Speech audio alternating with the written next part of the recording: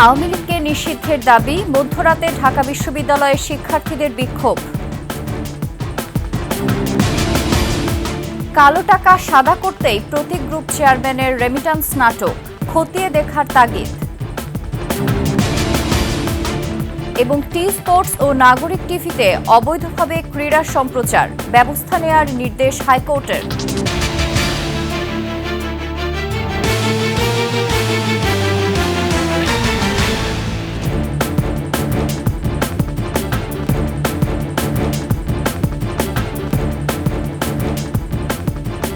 শুনছিলেন সংবাদ শিরোনাম, আমন্ত্রণ ২১ সংবাদে। সাথে আছি আমি ফাতিমা ফারজানা নির্জনা।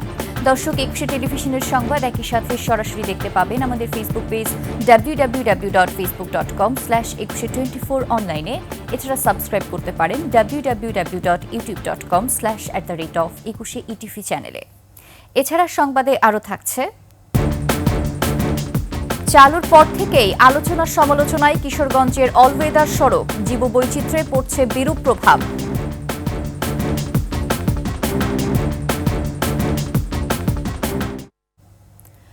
প্রধান উপদেষ্টা ডক্টর মোহাম্মদ ইউনূসের বক্তব্যকে কেন্দ্র করে মধ্যরাতে বিক্ষোভ করেছেন ঢাকা বিশ্ববিদ্যালয়ের শিক্ষার্থীরা।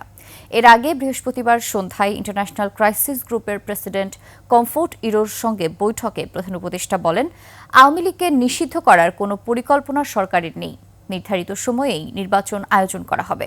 আর এই বক্তব্যকে কেন্দ্র করেই শুক্রবার রাত ২টার দিকে ঢাকা বিশ্ববিদ্যালয়ের হলপাড়া থেকে বিক্ষোভ মিছিল বের করেন শিক্ষার্থীরা। এ সময় তারা বলেন যে আওয়ামী লীগ ২,০০০-এর মতো মানুষকে হত্যা করেছে, ৩০,০০০-এর বেশি মানুষকে আহত করেছে, সেই দলটির আর রাজনীতি করার কোনো অধিকার নেই। অবিলম্বে এই দলকে নিষিদ্ধ করতে হবে, কোনো ধরনের গড়িমসি করা চলবে না। থাইল্যান্ডের ব্যাংককে বিমস্টেক সম্মেলনের ফাঁকে ভারতের প্রধানমন্ত্রী নরেন্দ্র মোদীর সঙ্গে প্রধান উপদেষ্টা ডক্টর মোহাম্মদ ইউনূসের বৈঠক আয়োজন করতে ভারতের সঙ্গে যোগাযোগ করছে বাংলাদেশ। ভারতীয় গণমাধ্যম ANI-কে এ তথ্য জানান পররাষ্ট্র উপদেষ্টা তৌহিদ হোসেন। বলেন, বিমস্টেক সম্মেলনের ফাঁকে দুই নেতার বৈঠকের জন্য এরই মধ্যে ভারতের সঙ্গে কূটনৈতিকভাবে যোগাযোগ করা হয়েছে। এপ্রিলের প্রথম সপ্তাহে ব্যাংককে বিমস্টেকের ৬ষ্ঠ সম্মেলন হবে। সেখানে যোগ দেওয়ার কথা নরেন্দ্র মোদী ও ডক্টর মোহাম্মদ ইউনূসের। এর আগে আগামী ২৮ মার্চ বেইজিং সফরে চীনের প্রেসিডেন্ট শি জিনপিংয়ের সঙ্গে দ্বিপক্ষীয় বৈঠক করবেন প্রধান উপদেষ্টা ডক্টর মোহাম্মদ ইউনূস। রেমিট্যান্সের নামে করমুক্ত ও নগদ প্রণোদনার সুযোগ নিয়ে বিপুল রাষ্ট্রীয় অর্থ আত্মসাতের অভিযোগ উঠেছে প্রতীক গ্রুপের চেয়ারম্যান সৈয়দ মোহাম্মদ ফারুকী হাসানের বিরুদ্ধে। কালো টাকা সাদা করতেই বিদেশ থেকে ৭২১ কোটি টাকার রেমিট্যান্স ফর্মে দেশে এনেছেন এই ব্যবসায়ী। সম্প্রতি এনবিআর চেয়ারম্যান বিষয়টির অবতারণা করেন, যা নিয়ে চাঞ্চল্য তৈরি হয়। পুরো বিষয়টি খতিয়ে দেখা জরুরি বলছেন অর্থনীতিবিদরা। সঞ্জয় অধিকারীর রিপোর্টে দেখুন বিস্তারিত।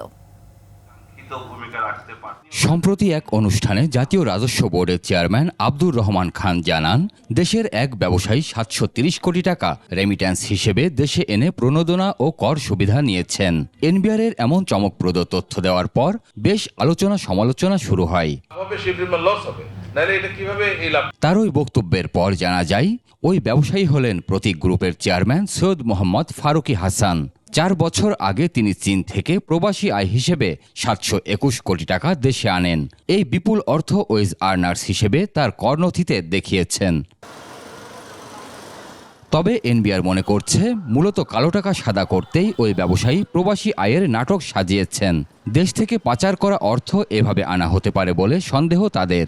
এ অবস্থায় বিষয়টি খতিয়ে দেখার তাগিদ অর্থনীতিবিদদের। দেখতে হবে যে বৈধ উপায়ে তিনি বিভিন্ন ধরনের যে পেশা যেগুলো তিনি দাবি করছেন, তো সেটার মধ্যে নিয়োজিত রয়েছেন কিনা বা ছিলেন কিনা, তো সেটার জন্য তার বৈধ কাগজপত্র আছে কিনা, নিয়োগকারী আছে কিনা। এনবিআর এর যেহেতু সন্দেহ হয়েছে যে এটা হয়তো অবৈধভাবে অর্থটা আনা হয়েছে বা যথাযথ প্রক্রিয়া অনুসরণ করে আনা হয়নি, তো সুতরাং এই জায়গাতে আসলে এনবিআর এর দ্বিতীয়বার তৃতীয়বার এটাকে আবার যাচাই বাছাই করা, তো সেটা সম্পূর্ণ অধিকার আছে।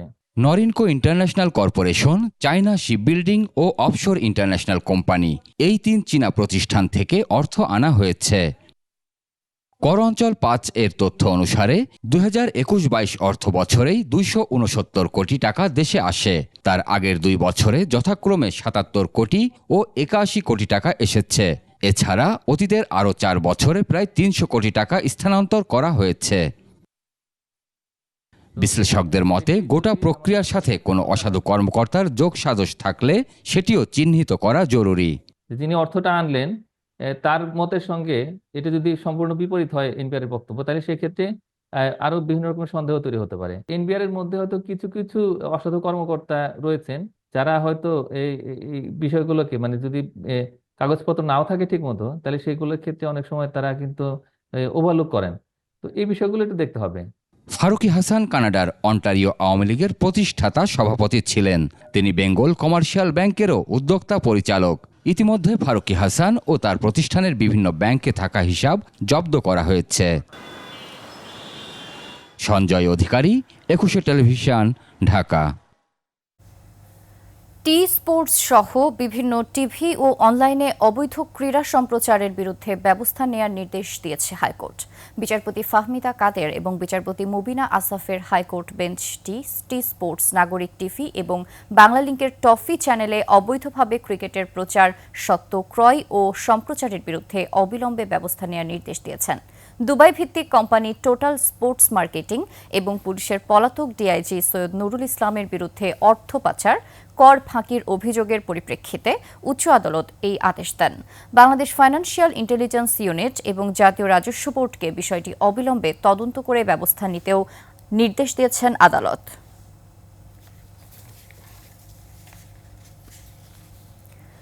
বিশ্ব স্বাস্থ্য সংস্থায় নিয়োগের সময় মিথ্যা তথ্য দেওয়ার অভিযোগে সাইমা ওয়াজেদ পুতুলের বিরুদ্ধে মামলা করেছে দুর্নীতি দমন কমিশন।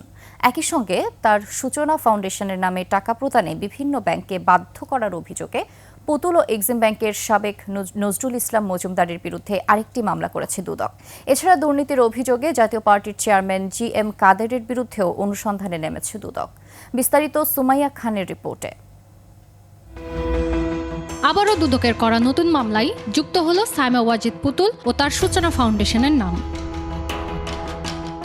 বিশ্ব স্বাস্থ্য সংস্থায় দক্ষিণ পূর্ব এশিয়ার আঞ্চলিক পরিচালক পদে নিয়োগের সময় মিথ্যা তথ্য দেওয়ার অভিযোগে ক্ষমতাচ্যুত প্রধানমন্ত্রী হাসিনা কন্যা পুতুলের বিরুদ্ধে মামলা করেছে দুদক। এছাড়াও সূচনা ফাউন্ডেশনের নামে 20টি ব্যাংকের সিআর ফান্ড থেকে 33 কোটি টাকা প্রদানে বাধ্য করার অভিযোগে সাইমা ওয়াজেদ পুতুল ও এক্সিম ব্যাংকের সাবেক চেয়ারম্যান নজরুল ইসলাম মজুমদারের বিরুদ্ধে আরেকটি মামলা করেছে দুদক।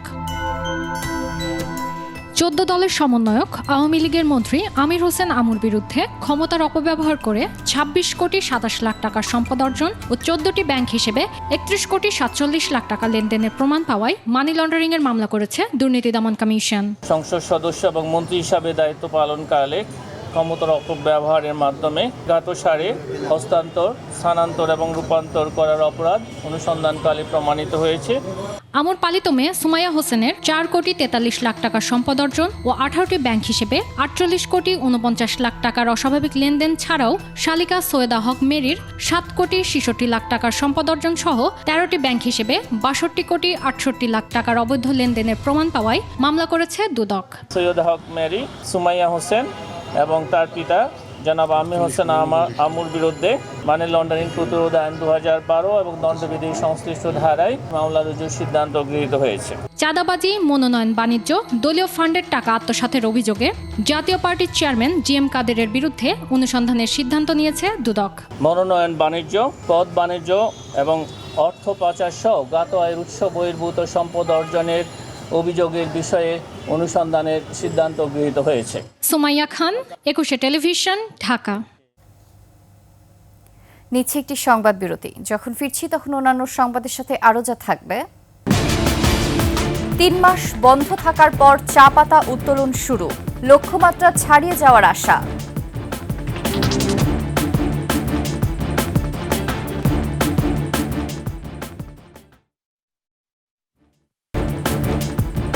আবারও আমন্ত্রণ 21 সংবাদে। কুড়িগ্রামের 17 বছরের কিশোরীকে 18 দিন আটকে রেখে সংঘবদ্ধভাবে ধর্ষণের অভিযোগ উঠেছে লালমনিরহাটের এক গাড়ি চালক ও তার সহযোগীর বিরুদ্ধে। ভুক্তভোগী কিশোরী জানান, আত্মীয়তার সুবাদে গত 2 মার্চ রাজারহাটের সুলতান মাহমুদ গ্রামে তাদের বাড়িতে আসে গাড়ি চালক ফজলুল হক ও তার স্ত্রী। এ সময় বাড়িতে কেউ না থাকায় অস্ত্রের ভয় দেখিয়ে ওই কিশোরীকে তুলে নিয়ে যায়। পরে তাকে আটকে রেখে ধর্ষণ ও ভিডিও ধারণ করে। বুধবার রাতে কৌশলে পালিয়ে পাশের গ্রামে আশ্রয় নেয় ভুক্তভোগী কিশোরী। পরে তাকে উদ্ধার করে যৌথ বাহিনী। এই ঘটনায় দ্রুত আইনি পদক্ষেপ নেয়ার কথা জানায় পুলিশ।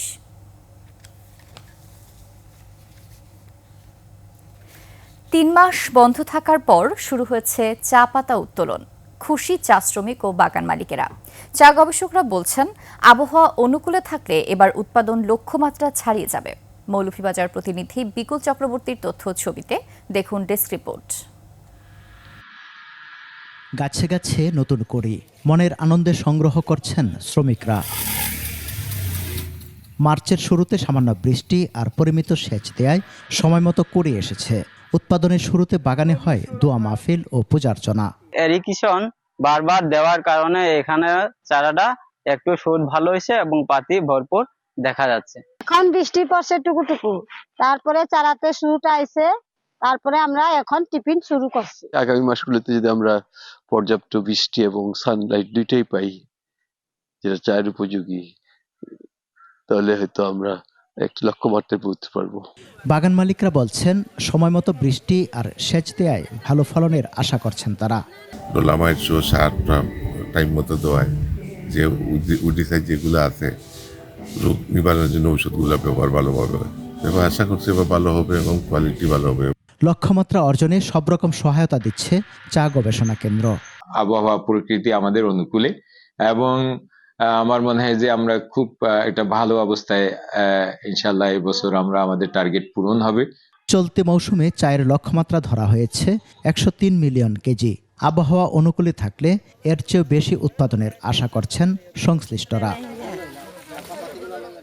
সমর ইসলাম, ডেস্ক রিপোর্ট, 21 টেলিভিশন। কিশোরগঞ্জের ইটনা, মিঠামইন ও অষ্টগ্রাম উপজেলাকে যুক্ত করেছে অলওয়েদার সড়ক। তবে চালু হওয়ার পর থেকেই সড়কটি নিয়ে আলোচনা সমালোচনা চলছেই। পরিবেশবিদরা বলছেন, সিলেট অঞ্চলে ঘন ঘন বন্যার জন্য এই সড়ক দায়ী। এছাড়াও জীববৈচিত্র্যে বিরূপ প্রভাব ফেলছে সড়কটি। কিশোরগঞ্জ প্রতিনিধি রুমন চক্রবর্তীর তথ্যচিত্রে দেখুন ডেস্ক রিপোর্ট। 2020 সালের অক্টোবরে উদ্বোধন হয় ইটনা থেকে অষ্টগ্রাম পর্যন্ত প্রথম অল ওয়েদার সড়ক। হাওরের বুক চিরে নির্মিত প্রায় 30 কিলোমিটার সড়কটি 3 উপজেলাকে যুক্ত করেছে। সড়ক পথে চলাচলের সুফল ভোগ করার কথা বলছে হাওরবাসী। পাশাপাশি সড়কটি পর্যটকদের কাছেও আকর্ষণীয়। এখন এটা হওয়াতে আমরা দিনে দিনে গিয়ে সেরা অফিস আদালত কইরা আবার বাড়িতে চলে আসতে পারি। রাস্তা হওয়ার কারণে অনেক সুবিধা হয়েছে। আমরা রাস্তা তো উপকারী হয়েছে, ক্ষতির কোনো কারণ দিই নাই। এই রাস্তা হওয়াতে আমরা উপকৃত। রাস্তাটা খুবই সুন্দর, পরিবেশে কোনো ক্ষয়ক্ষতি হবে না। তবে পরিবেশবিদরা বলছেন ভিন্ন কথা। হাওরবাসীর যোগাযোগের সুবিধা বাড়ালেও বিরূপ প্রভাব ফেলছে পরিবেশের উপর।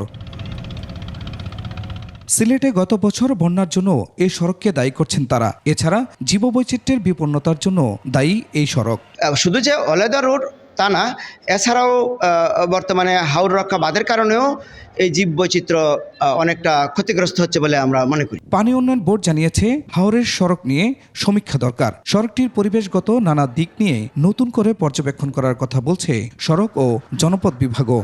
এই সমীক্ষা প্রতিবেদনের সুপারিশের আলোকেই পরবর্তীতে আমরা এই নদ নদীগুলোর নাব্যতা এবং পানি ধারণ ক্ষমতা বৃদ্ধির জন্য প্রকল্প প্রণয়ন করব কিনা সেই বিষয়ে সিদ্ধান্ত গ্রহণ করব। নতুন করে আমরা আরেকটি স্টাডি করার জন্য আমরা ইতিমধ্যে উদ্বোধন কর্তৃপক্ষের অনুমোদন চেয়েছি। আমরা অনুমোদন পেলেই আমরা পূর্ণাঙ্গ একটি স্টাডি করব। 874 কোটি টাকা ব্যয়ে সড়ক পরিবহন ও মহাসড়ক বিভাগের অধীনে সড়ক ও জনপথ অধিদপ্তর প্রকল্পটি বাস্তবায়ন করে। Khurshid Alam, desk report, 21 television. আর এরই সাথে শেষ করছি 21 সংবাদ। যাবার আগে সংবাদ শিরোনামগুলো জানিয়ে দিচ্ছি আরও একবার। আওয়ামী লীগকে নিষিদ্ধের দাবি, মধ্যরাতে ঢাকা বিশ্ববিদ্যালয়ের শিক্ষার্থীদের বিক্ষোভ। কালো টাকা সাদা করতেই প্রতি গ্রুপ চেয়ারম্যানের রেমিটান্স নাটক, খতিয়ে দেখার তাগিদ।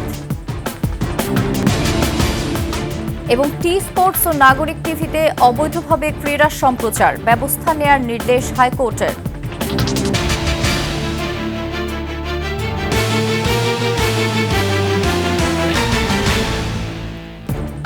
সর্বশেষ সংবাদ জানতে ডায়াল করুন 2021 নাম্বারে আর ভিজিট করুন 21-tv.com ওয়েবসাইটে। ফেসবুকেও ভিজিট করতে পারেন www.facebook.com/2124 অনলাইনে। এছাড়া সাবস্ক্রাইব করতে পারেন www.youtube.com/@21 চ্যানেলে। এতক্ষণ সঙ্গে থাকার জন্য ধন্যবাদ। পরবর্তী সংবাদ বেলা 11টায় দেখার আমন্ত্রণ রইল। 21-এর সাথেই থাকুন।